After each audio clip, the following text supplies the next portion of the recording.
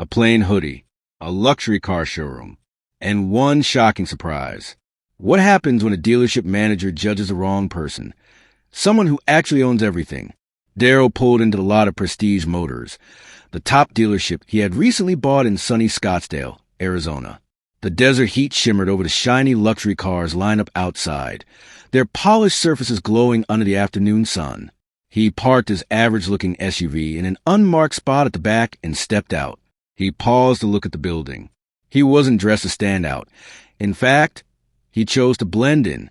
A simple gray hoodie, slightly faded jeans, and sneakers. That was his outfit for the day, and it was on purpose. Darryl wanted to see how things really worked at the dealership, how people behaved when they didn't know the new owner was watching. As he walked toward the entrance, he spotted a few employees chatting near the front desk. Through the glass doors, he could hear their soft laughter and casual conversation. Darryl walked inside. The cool, air-conditioned showroom was a sharp contrast to the hot sun outside. It smelled of leather and fresh polish. Clean, high-end cars gleamed under bright ceiling lights. As he entered, the talking died down. He noticed a few glances aimed his way, quick looks at his hoodie and sneakers. There was a slight shift in the room's mood, the kind that said more than words ever could.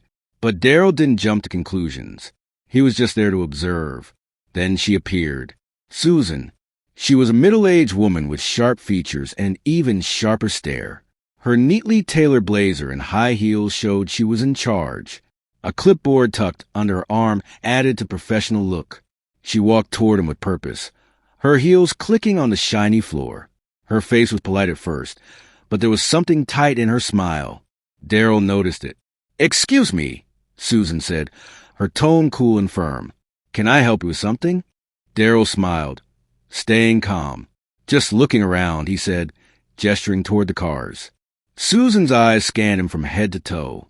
Her polite smile faded just a bit, replaced by something colder. "Are you thinking about buying a car?" she asked, her voice edged with doubt. Darryl nodded, still smiling. "Something like that." Her lips pressed together. "Well, our cars are for a certain type of customer. Most of them need pre-approval." She paused. "Maybe I can recommend." "Hey, Susan." Another employee called from across the room. "The delivery guy's here." Susan glanced over, then quickly looked back at Darryl, as if making sure he wouldn't cause trouble. Darryl raised an eyebrow, his tone still casual. "You're assuming I'm not qualified?" She looked caught off guard for a second, but recovered quickly. Her posture straightened. "I'm just trying to save you time," she said with a stiff smile. "These cars start at 6 figures. Maybe I can show you." Darryl stayed calm, but her words stuck with him. The way she judged him didn't go unnoticed. The silence between them stretched. Susan kept watching him, waiting. Darryl looked around the showroom, pretending to admire a nearby car. It was a sleek, silver coupe with a bold design. He touched the door handle gently, then glanced at Susan. "Nice car," he said. She frowned slightly, then forced another smile. "It is. Maybe when you're ready for a serious conversation, we can schedule an appointment. But for now, please don't touch the cars." Darryl stood there a moment, thinking about what she said. Then he stepped back, hands in his pockets. "All right," he said, nodding. "Let's hear it. What would you recommend for someone like me?" Susan blinked, caught off guard by his direct question. Before she could respond, Darryl added, "If you think you know what I need, I'm listening." Her smile cracked just enough to reveal her annoyance. "Maybe something more in your price range. I can give you directions to a used car dealership," she said. Darryl smiled faintly, but it didn't reach his eyes. He'd seen enough. "That's quite an assumption," he said quietly. His words hung in the air. For a moment, Susan paused. Then she quickly regained her composure and stood taller. "I'll bring you a list of options," she said, turning on her heel and walking away. Darryl watched her go, his face unreadable. He turned back to the silver coupe, seeing his reflection in its smooth surface. This was going to be an interesting day. He stood quietly in the center of the showroom, hands in his pockets, eyes scanning the cars. He didn't like to jump to conclusions, but Susan's cold attitude wasn't hard to spot. Around him, The employees returned to their conversations, though a few still shot glances his way. That quiet judgment, those subtle looks, he was used to them by now. Susan came back shortly after, holding her clipboard tightly like it was some kind of shield. Her quick steps and stiff smile gave away how annoyed she was. "All right," she said, stopping a few feet from Darryl. "I've put together a few options that might be more fitting for your situation." Darryl tilted his head a little. "My situation?" "Yes," Susan replied sharply. She handed him a printed list of used cars, each one with descriptions and prices far below what Prestige Motors usually sold. "These are more affordable," she said. "Reliable, good on gas, and practical." Darryl looked over the list without saying anything. It included a used sedan, an older SUV, and a small hybrid. His lips twitched with a hint of amusement, but he quickly hid it. He folded the paper and slid it into his pocket.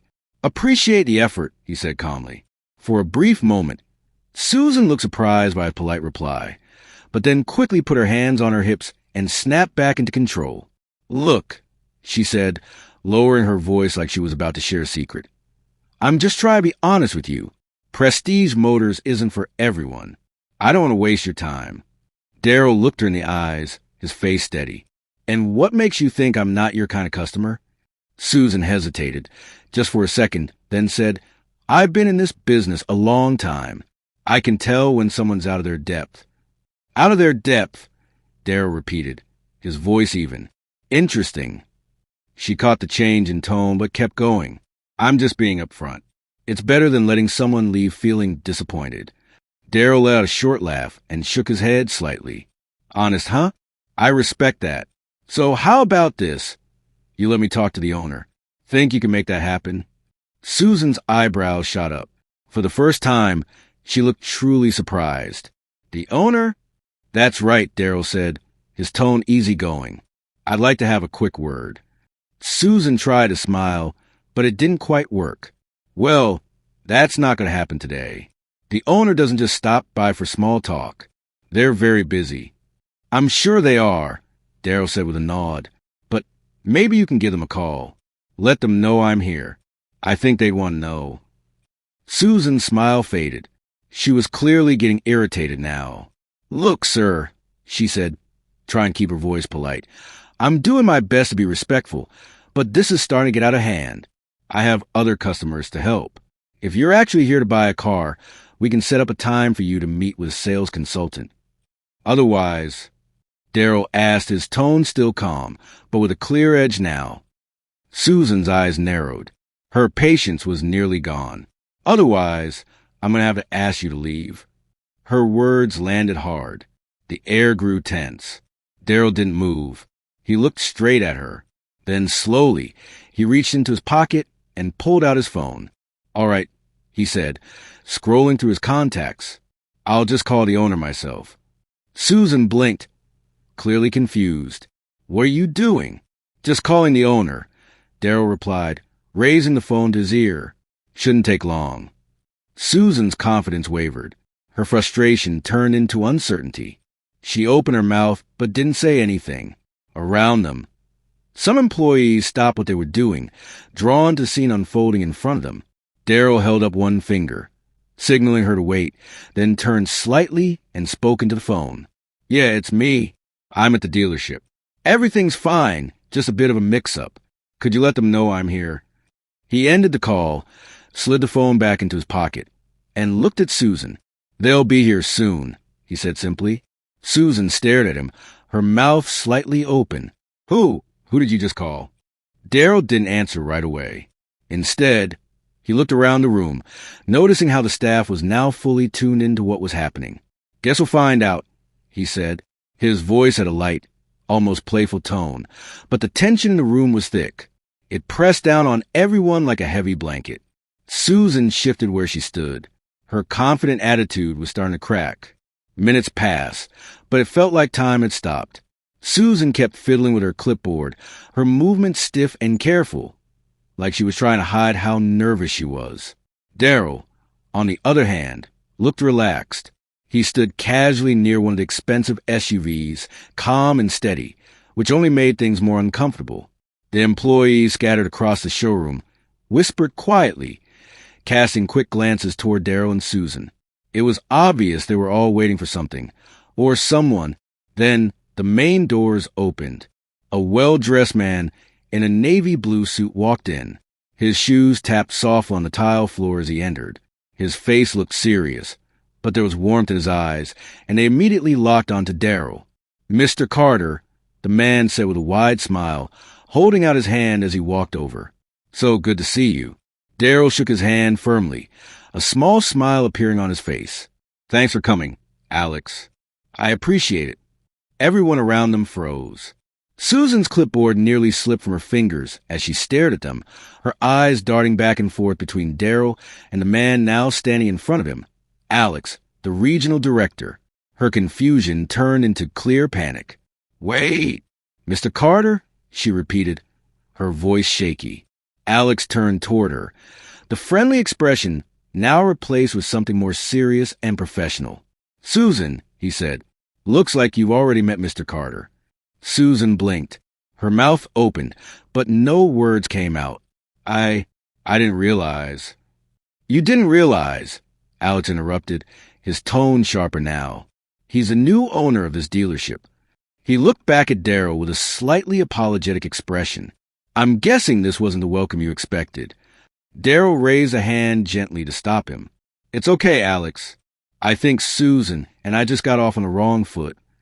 His voice was calm, but his words carried weight.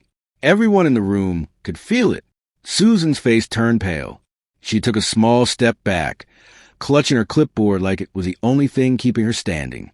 I'm so sorry," she whispered. "I didn't know." "You didn't know what?" Darryl asked, still gentle but firm. "That I could be the owner? That someone like me might belong here." Her eyes widened. For a second, she looked completely lost. "I didn't mean—" Darryl lifted a hand again to stop her. "It's fine, Susan. Really." He took a step closer, his voice quiet, but strong enough that the entire room leaned in to hear. "But let me ask you something. If I wasn't the owner, would you have treated me the same? Would you have shown me the same respect you'd give someone walking in here, wearing a suit and tie?" Susan opened her mouth to respond, but nothing came out.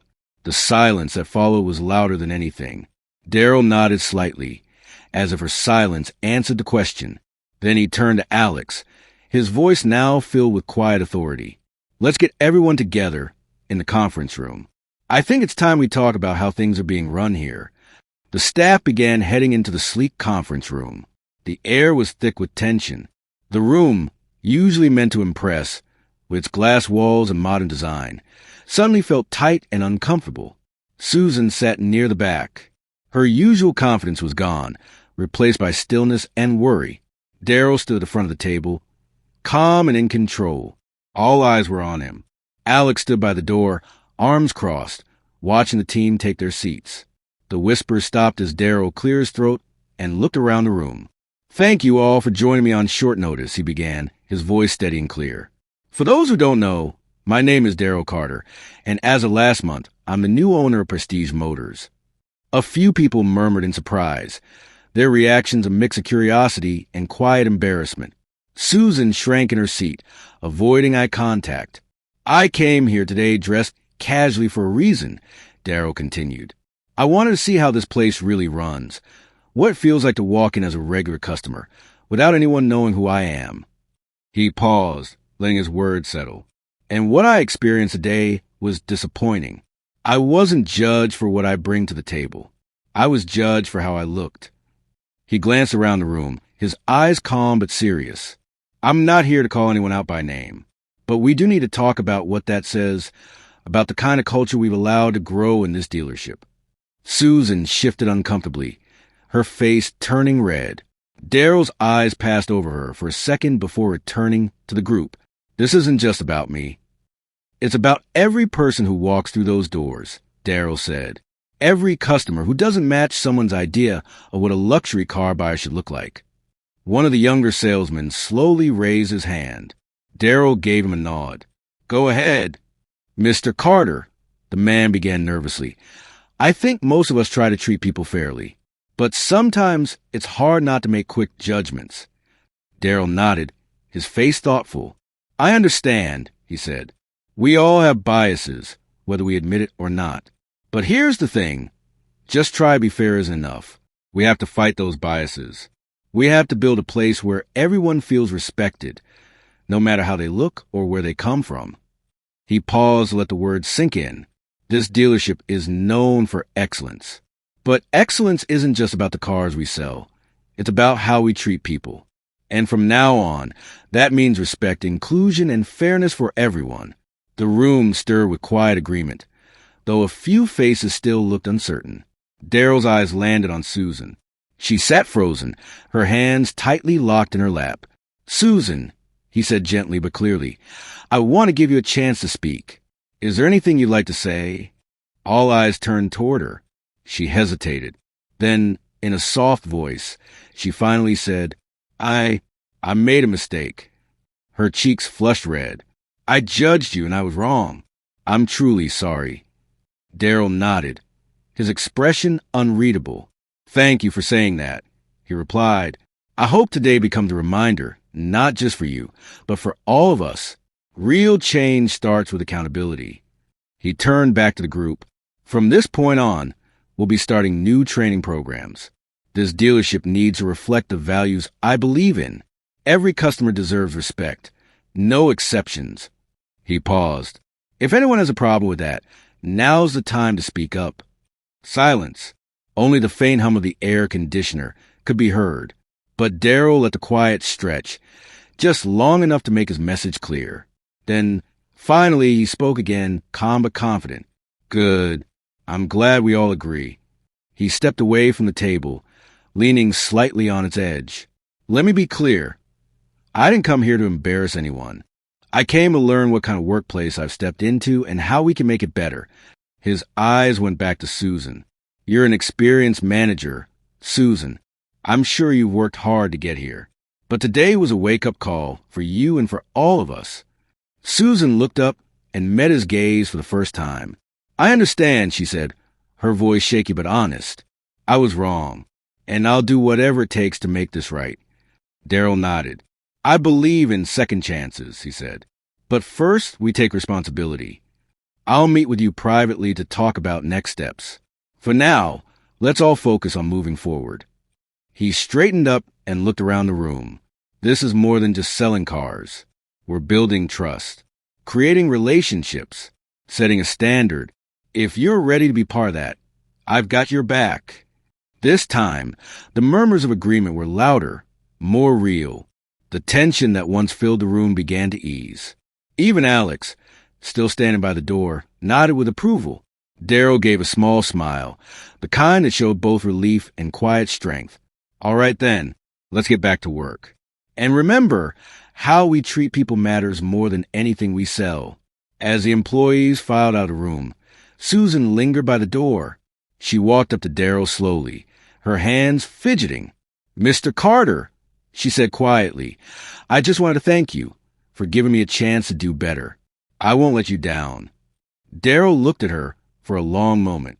I hope you mean that, Susan. Actions speak louder than words. But I do believe people can change if they really try. She nodded, her eyes sincere. I will. Daryl watched her leave, then turned to Alex. Let's set up a staff meeting next week, he said. I want to make sure everyone's clear on what we expect going forward. Alex grinned, clearly impressed. You got it, boss. As Daryl stepped back into the main showroom, he looked around at the rows of polished cars, their surfaces catching the late afternoon sun. He knew there was still work to do, but for the first time that day, he felt hopeful. This wasn't just about running a dealership anymore. It was about building something greater, a place where people were seen for who they are, not how they look. And Daryl was ready to lead the way.